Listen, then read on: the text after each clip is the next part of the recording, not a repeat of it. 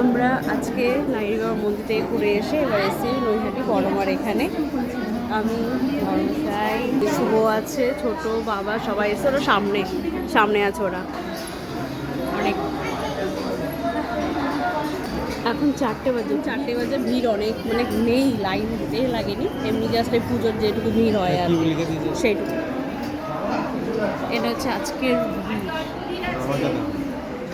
এখান দিয়ে আলতা সিঁদুরের পুরো বস্তা বস্তা প্যাকেট ভরা, অনেক প্রচুর। পেছনেও ছিল, এখানেও রয়েছে। কত আলতা সিঁদুর পড়ে মায়ের কাছে।